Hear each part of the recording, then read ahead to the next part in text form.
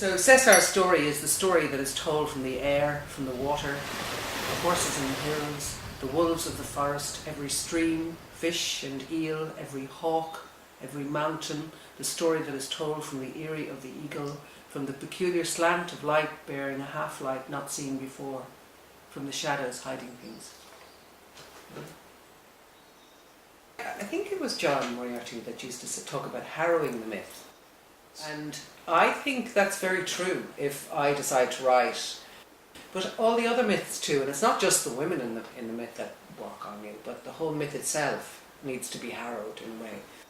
It's like, read a myth, go to sleep, before you go to sleep, and it will yield. And there's, there's a process to it. Like, I might write something and I absolutely know to stop. What you have are the facts of the myths. The myths are just, you just get this happened and then this happened and then this happened. And there's so much room then for emotion, you can feel your way in. And I would say the feminine is what, feminine, which is for us all, men and women, is what drives me to write the women in the myths.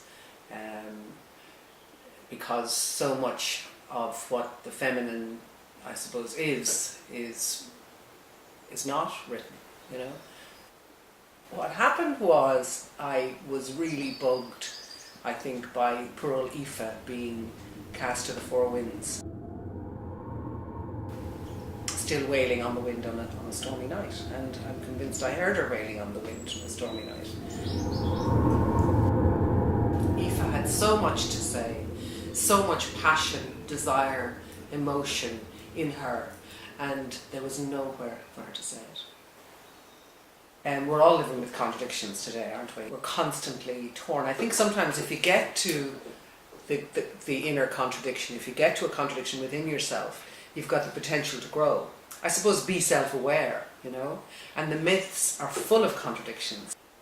One contradiction would be the contradiction, I suppose, between wild and civilized. Macha, the goddess Macha, would be, that's, I suppose, what I worked with in that myth. She is a goddess.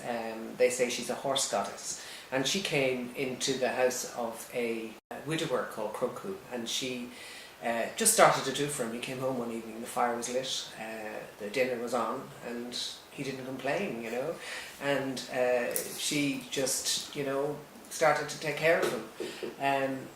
But she asked him not to tell anyone about her. She asked him to say nothing, basically, about who she really was, And of course he couldn't resist boasting when he went to court. He told the king that she could beat all of his horses, and the king insisted that she come and do that, if that was true.